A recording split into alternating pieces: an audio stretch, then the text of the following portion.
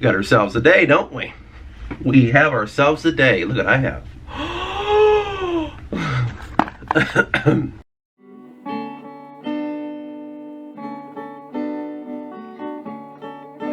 I don't really need to focus on clean it up.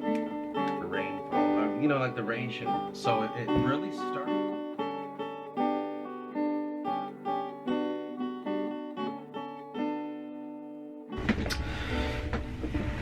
A little bit of unfortunate news. I have an old coffee in here. Galco. Good old Galco. He's no longer here. He's no longer with us. Michael, as I've called him many times. Galco, their galactic child, or the Galatian baby. Galcor, sometimes I'd call him that. Sometimes I'd call him Chaka. Sarkorian, I don't know. He's had millions of names over the centuries, and those are just but a few. But yeah, it was Saturday, last Saturday, which I don't know what that would be. Today is the 20th of September, so, which is Wednesday. So on the 16th, he passed away. Well, we had to be put down because it was really bad. Poor kid, man. The lady was not doing so well. Still kind of a little bit rough, you know. My fiance. They were together for since 2012. So she's raised him for 11 years, and he finally kind of succumbed to his diabetes problems. It was rough his last few days watching him not be himself. This rambunctious child running around, if you want to call him that. It sucked, honestly. It really did. But man, taking him, so my fiance, she couldn't even speak without crying, right? It's weird because she never cries about anything unless it has to do with animals. Then that, you know. And so I had to kind of call around. We got an appointment at a vet to get him euthanized. Took him there just because I was like, you should just keep spending time with him. Just sit with him. You know, this is gonna be the last time you can. So she would just sit on the floor with him. Man, like for me, I'm over it. You know what I mean? Like it's not really that big of a thing for me. I'm just not really an animal person. Like, I respect them and I like animal stuff, and he was a really good cat. But for me, you know, it's just, I know he's going to the other realm, the other world, the fucking heaven, whatever you want to call it. And I'm like, he's better off. So it's almost better that he's gone now. So it's easy for me to get over, but when I watched her go through it, go through the motions of it all, like accepting the fact that he's going to be dying, that he is actively dying, and accept the fact that she's not going to have any more time with him. And man, I'd never seen her cry so much in my life. It was crazy. It was absolutely crazy. That's what I was saying, just sit with him. Because he was just sitting in our bathroom near his litter box, and he has waters everywhere because he's diabetic, and he just fucking downs waters all the time. You pour him a cup this big, and by the end of the day, it's gone. He just drinks and drinks and drinks and drinks. And all he was doing was sitting there with his head just resting on the edge of the cup and not drinking the water, but just sitting. And he would that's all he was doing his last few days. Just, I'm gonna sit. I mean, he was doing that for the past month, where he'll just drink his water and he'll stop and just sit there and just stare forward. And you knew, right? And he was just sitting like that, and then he started to kind of fall over, and he fell into his side, and we thought, is this it? Is this him dying?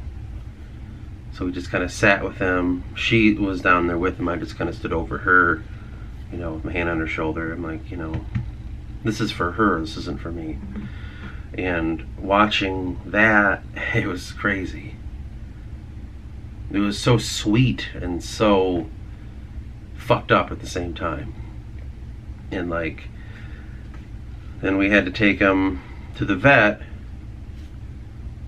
and driving him there, you know, I drove us to, she sat in the back seat with him, took him in, and as soon as the I don't know what they're called in a vet, but not the nurse, but you know what I mean, like the assistant maybe, asked questions, she started crying. Kelly did. And then I had to like, okay, well, and I, you know, like I tried to explain. Now, for me, I cried a lot during that too, but I've always been the kind of person that I cry if someone I care about's crying.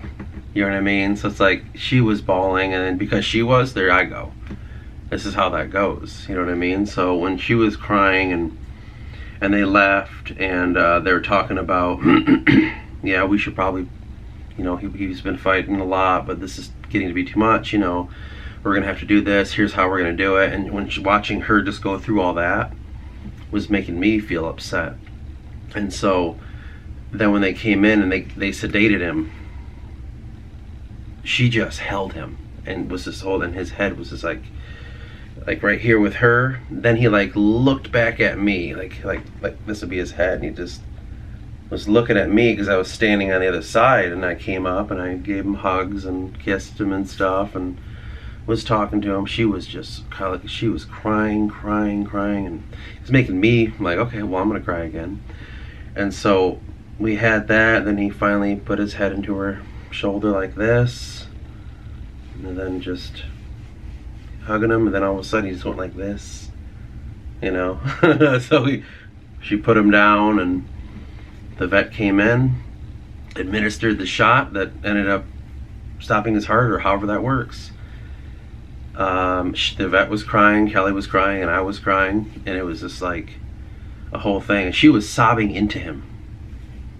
You know what I mean? Like, it was something else. Like, I've never experienced this. I've never really had a pet like that. My pets were always taken away from me before they could die. So I've never really experienced this before.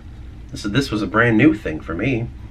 Watching something die, you know, never done that. Well, besides like on YouTube videos and shit, but real life, it was something special. And when I watched her crying into his, I guess, like shoulder area, hugging him, I came around and was petting him and saying things to him and stuff, and then it started smelling like shit because he's dead. So I think that they release gases or something. I don't remember how it works.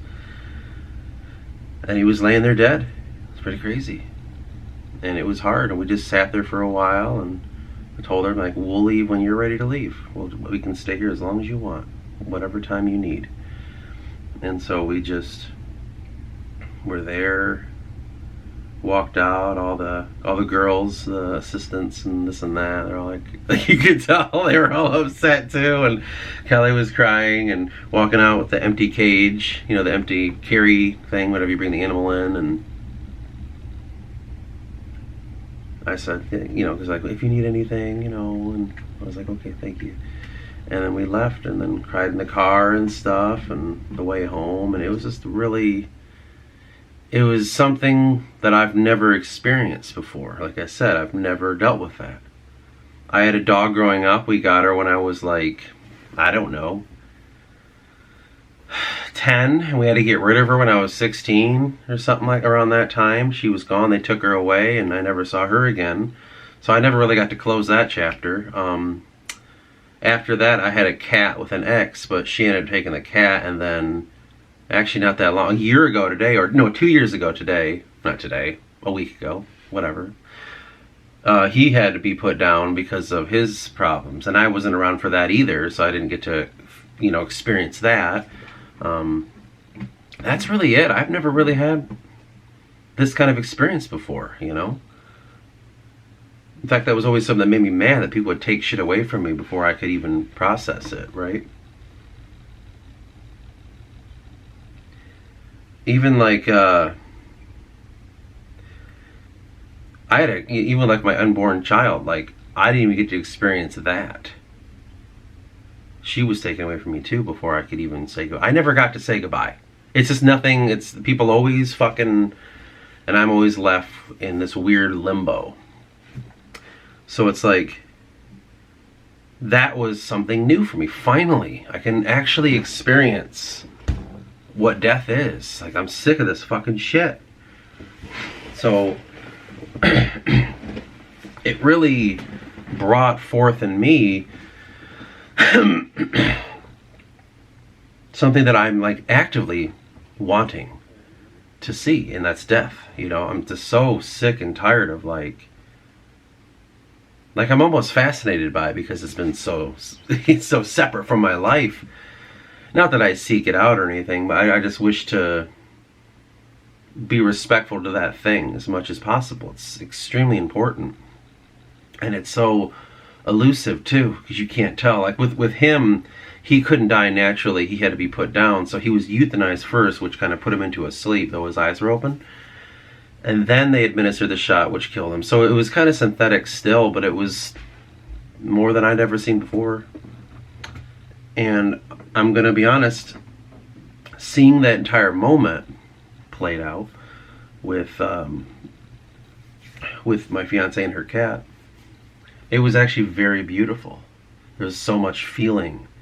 There was so much sorrow and sadness, but relief too, because he was suffering. You know what I mean? He was not okay. It was this culmination of these emotions that I thought it was a very beautiful thing. In retrospect, I mean, I wouldn't have said that during the time, even though I did feel that. You know, it would have been off-putting to somebody, but I did feel that. I was like, this is real. Finally, something fucking real. You know, and that's what it was for me.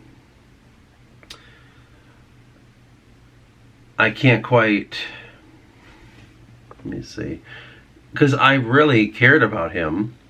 But again, it just doesn't hit me on the level. I've only lived with that cat for, I don't even know, like 4 or 5 years or something. I've known him for almost 8 years. So it's like, you know, he was a part of my life too. But it just didn't hit me as hard. You know what I mean? What upsets me more was my fiance was upset. That's what I care about. That's what my job is. Like, I'm like, yes, this is horrible, this sucks and stuff, but I care, like, I'm gonna make sure she's good. But you know, believe me, there's been a lot of times where she's crying my shoulder in the night, or I have to talk to her, you know, and like lay things out. She's crying, and I've been hugging the crap out of her for a while as she cries. So it's like, that's my only concern. That's my job. I want to be there for her, help her unravel these thoughts, and just be a shoulder to cry on. That's my goal that I have in this. Because that's what I would need, right? If somebody close to me passed away. Or even a pet, I guess. And it's been very interesting. It really has. It's kind of, it's a beautiful thing. It really is. Death is not something to be afraid of, man. I've been kind of scared of it for a lot of my life, right? Because you aren't really told what it is. Our modern society kind of it just says, it's over here. Like, this life matters. Youth, life, youth, you know, and you're just like, everyone's just trying to look young. Everyone's concerned about material, earthly things, and stupid fucking Tesla cars and iPhones and what house you live in and all these stupid little fucking things that you have. Like, that's what people are concerned about. And then when death happens, they're just like, like, that's part of it, man. That's the most important part of it. In fact, we could argue that that's all that this was for, you know? And so for me, it's been this search of like that, experiencing death. And man, it's crazy. As I'm getting older, it's creeping in closer, you know? And I know that's obvious, right? But I told you the other day about my cousin being killed. It's creeping in closer, you know? Soon my grandmothers are gonna pass away. They're in their 80s right now. Soon, Yeah, they're in their 80s. My parents are in their mid 50s, and I'm 32. So it's coming. It's certain to, we're gonna start seeing the tipping of the scales and stuff, and pretty soon I'm gonna be burying people that had an impact on my life, which it slowly becomes an acceptance path. And I think we've lost that, you know. Like I know some people in my life that have lost just about everybody. I have a boss who's lost both their parents already. Lost obviously like everyone after that, but lost siblings and friends have died, and this woman's seen it all. So that was like, someone like that really inspires me. I don't like actively tell her this to make her feel weird because it's a boss and we have a different kind of relationship. But it does inspire me to say, like, it's okay, you know. This death, this death thing that we're going to all experience is not as bad as we might think it is. It is scary, and I will still admit that I'm still kind of scared of it, but the day I'm faced with it will have to be the day that I accept it. That's just the way it is. There's no other way around that. And I think it's a very good thing to be faced with this eventuality. I just hope that more people see it that way, you know. And I know there are people out there in the world, maybe even people watching this, that have seen death on a fucked up level. Maybe they've seen people being killed. Maybe they've seen far too many young deaths. Like, everyone's different. I'm a very sheltered path, so you gotta take that with a grain of salt with what I talk about. But I know there are people in my life that have seen a lot more death and faced it more and stuff. There's a weird envy I have for them. Not in a fucked up way, but more of like, you were exposed to the real world more than I ever was, you know. I'm Eris, like, I'm very sheltered, and it's been tough because you get sheltered for so long, and when life hits you, it hits harder because you're feeling it at an older age. That's not good, you know. You need to face this shit. I wasn't prepared very well.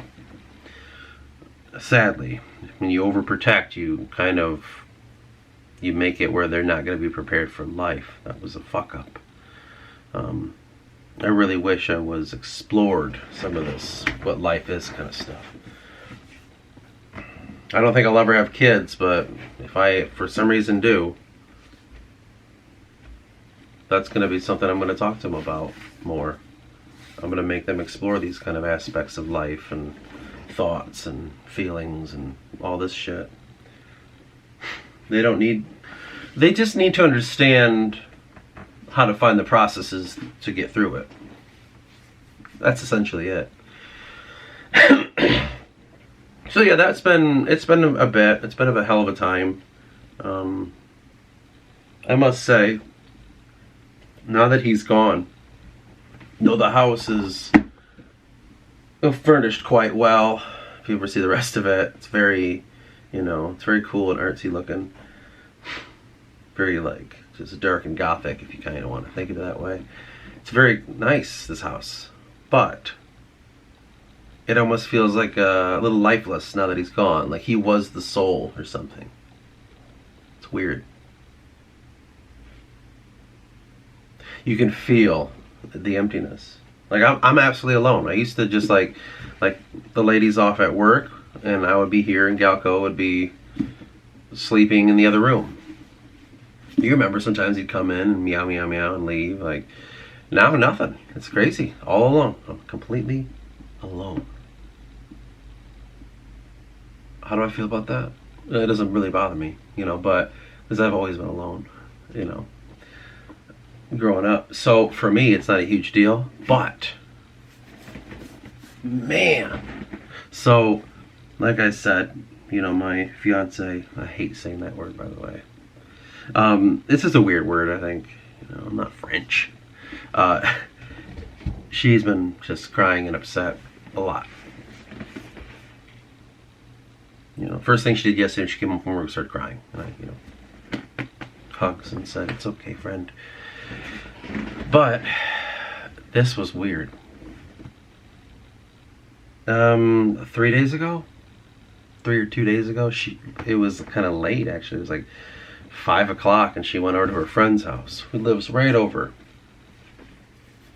like less than 100 feet. And she was hanging out with her friend and her friend's lover. I don't know, because they're gay, so whatever they call each other. And they were watching some movies and shit. And I was here by myself, and I had to go to bed. You know, it was getting late, and I took my melatonin, which barely works. Come on. Ridiculous. 4 times the strength of my ass. And I was just laying there, and I heard, you know, like, she got home. I heard, like, you know, stuff getting set down, walking around and everything, and then she didn't come in. I was like, to the bedroom where I was laying down. I was like, that's weird. You know, she's always very keen about saying goodnight and this and that. So I was like, all right, I'm going to see what's going on. And I walked out there, and no one was there. It was completely empty. I was like, oh, well, that's freaky. Whatever. You know, I'm going to ignore that.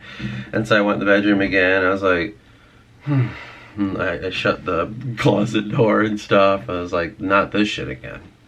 Because I can go into it, but my youth, my sister and me, we experienced a lot of just freaky shit.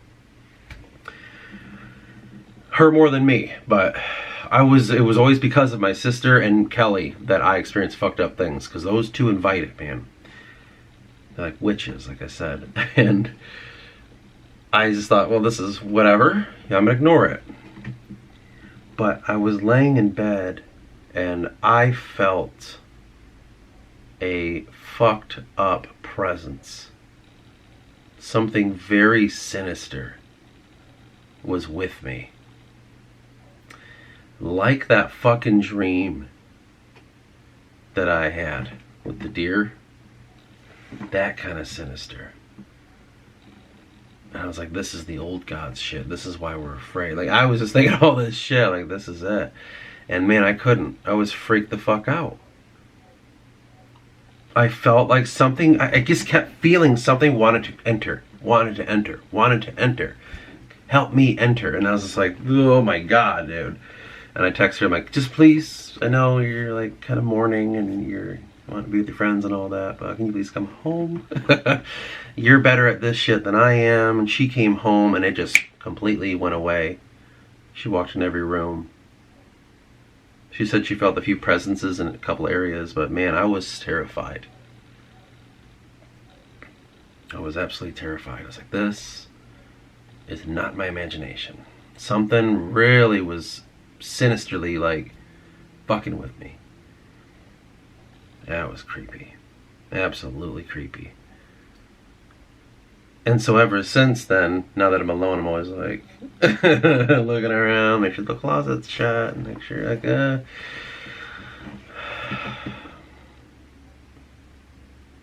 Is it true that cats ward that kind of stuff off? I don't know. If, in this case, maybe. Or did Kelly pull something with her sorrow? You know, people that are in tune with that weird shit, can they access because they have doorways that they leave open sometimes? I don't fucking know anymore. Who fucking knows, right? I actually went outside and smoked. I was like, I'll just like sit out here and wait till she comes home and just have a cigarette. I don't even like smoking, and I did that. It was crazy. That to me was just like, man, I don't know what to do. I don't understand what I'm supposed to do anymore sometimes because of that. Remember, we're going to do this whole Bible-y thing. Still going to do it. Just with everything that happened. I recorded those videos before this all happened, so it's kind of like, it's going to take me a minute to gear my head to where it should be. Oh my God.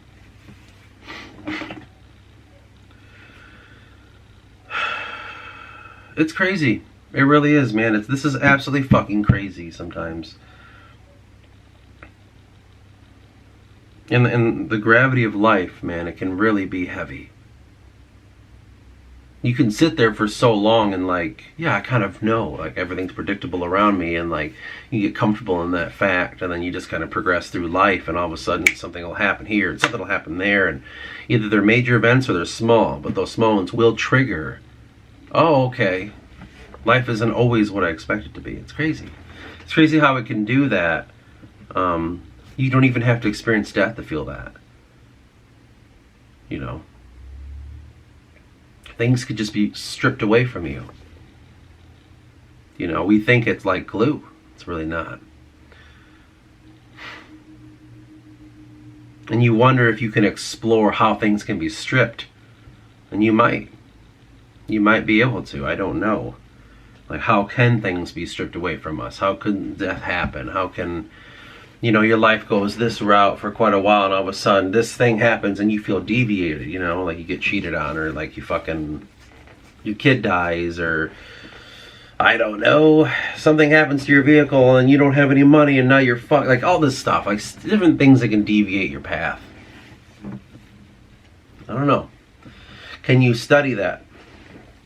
Not in a predicting way, but what does it take to invite this change? Or is it purely outside of the realm of anything you could ever invite? I don't know. I really don't. I don't necessarily want answers to that right now, but it is an interesting thought. It's just been crazy, man. Sometimes life can do that, and sometimes going through those emotions, going through the motions, as they say, it's tough. It really is. It can get tough. You know, you get into that lull. Meanwhile, like with all that stuff going on, I'm in this weird limbo period with my book.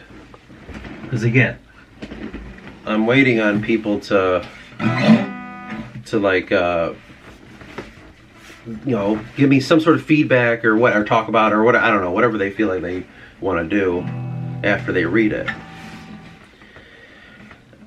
While I was doing that, I was fucking around. I figured out how to get it onto Kindle as a download, but I don't know how to send it out besides specifically giving it to you. If that makes sense. Like, I can give you the Kindle, but I have to sit and actually format it so you can use the table of contents and all this shit. I can do that. So you can actually have it on your page and all this shit. But I was kind of rereading sections and I hit that period. I'm like, oh, this sucks. I'm so bad.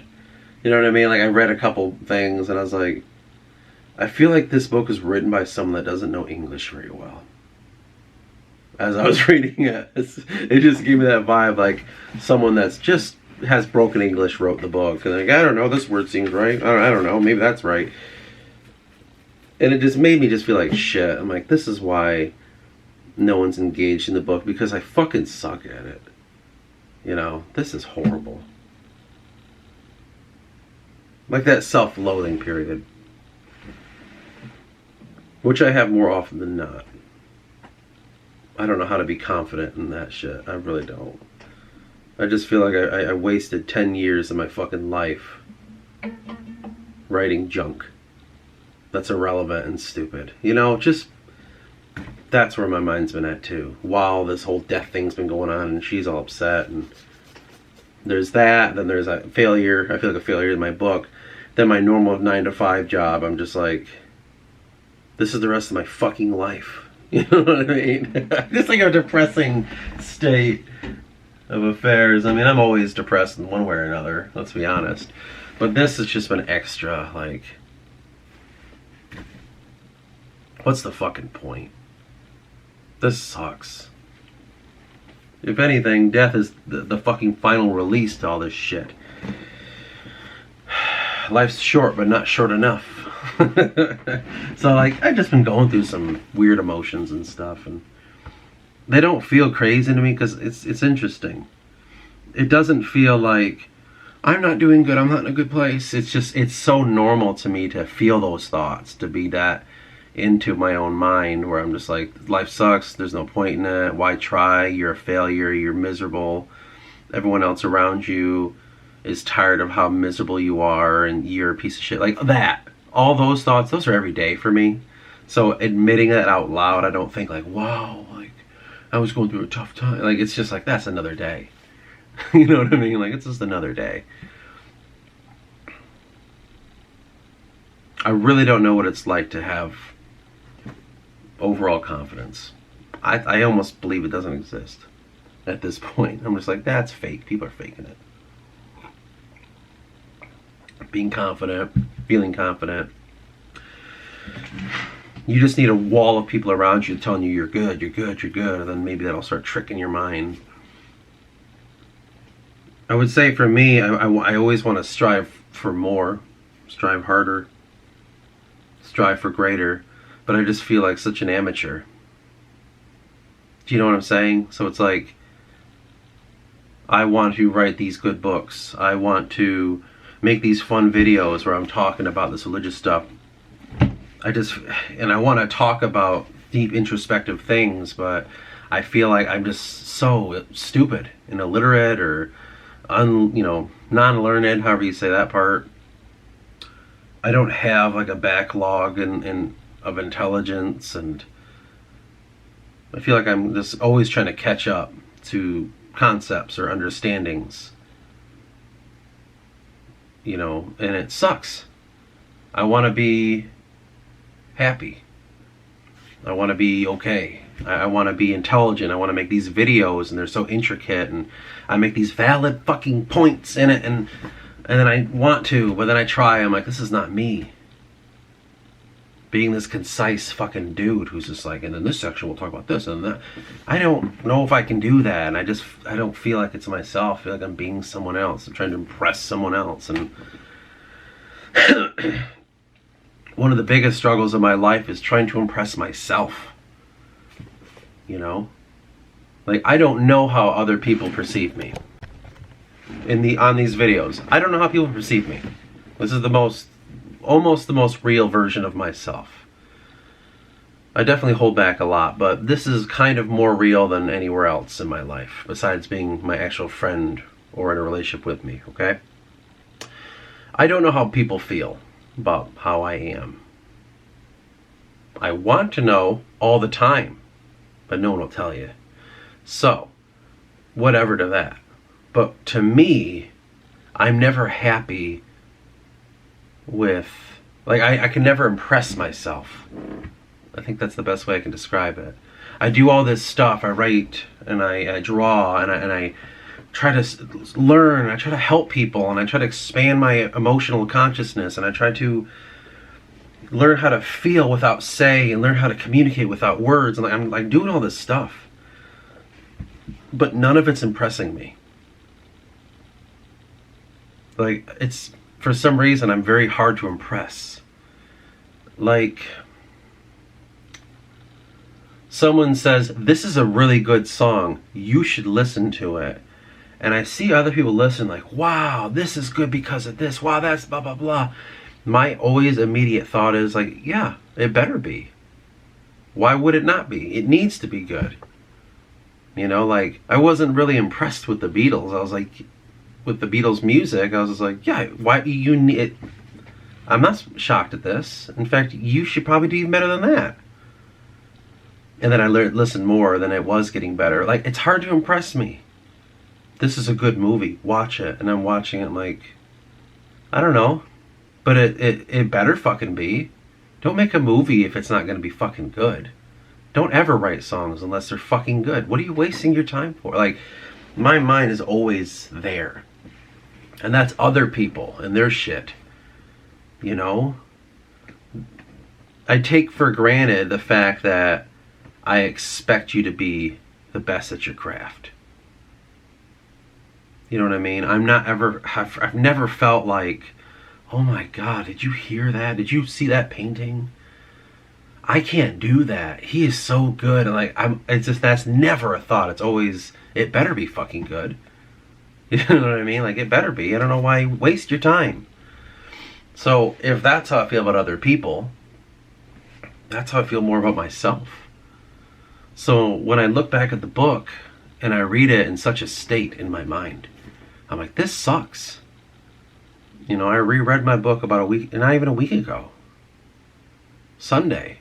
And I was like, this fucking sucks. I'm a failure. You know what I mean? Like, I was reading the intro part with Jahir and Cypress and all that, and I was like, oh my god, what a fucking failure. And then I was like, whatever, let's skip ahead to, like, Eris and this and that. And I was reading, I was like, we suck. We are fucking horrible. We accepted this? This is junk. Why did I ever put this out? I'm embarrassed that I put it out. I gave it to the people around me. And, you know, I bet people are going to be like, it's fine. It's going to... No, it's not. It could be so much fucking better. You know, and that's just where I'm sitting in that kind of shit. Because my comparison... This might sound fucked up, but I don't know. This is how my thing is. If you don't want to fucking keep reading that thing, if you don't pick it up and think, I want to, oh my god, this is so good, I want to, I finished it. That's not happening. I failed. That's my thing. And I know someone's going to say, you know, it's not, you can't be that way. It's impossible to be that way. Blah, blah, like all this shit doesn't change the fact that my mind wants it to go there. I read some books by Robert Jordan, and I remember like I finished one of his books in a day, and that's like almost 200,000 words, because I was so like melted into it. I'm like, that's what, like fucking, I need to do that.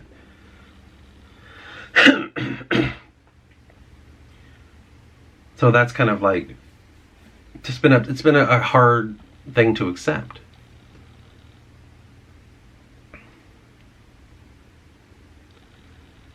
You know, it's tough. It really is. And I'm not saying I'm not going to get over this. I know I will. And I'll get to the next tier and people will give me back what they think about it. And I'll do tweaks and I'll reread it again. And I'll kind of, you know, just form it a little bit better. And it will get better, I know. But I'm just being 100% honest in how I feel right now. In this moment. In the future, I may feel better. But right now, I feel like a failure. I feel like an absolute failure.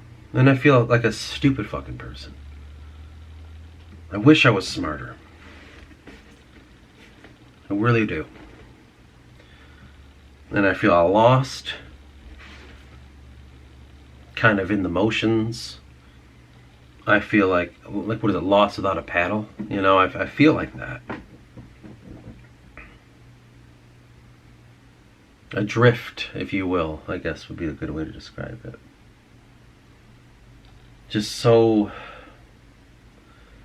it's so weary sometimes. Life can just be so tiring. Just too much. This is just too much. You know what I mean? That's just how it feels. And I fucking hate it. I really do, but we will continue our path and we will keep striving to get better, you know, and just keep... What I hate when they say keep plugging away at it. I fucking hate that. But just keep progressing. Keep moving. God, what would I even title this video? How about going through the motions? Seems like a pretty good title for this. I don't really want to end this, but if I continue, we're gonna go way far away. You know what I mean? We already went from a cat dying to this. So that's why I'm just gonna call it going through the motions.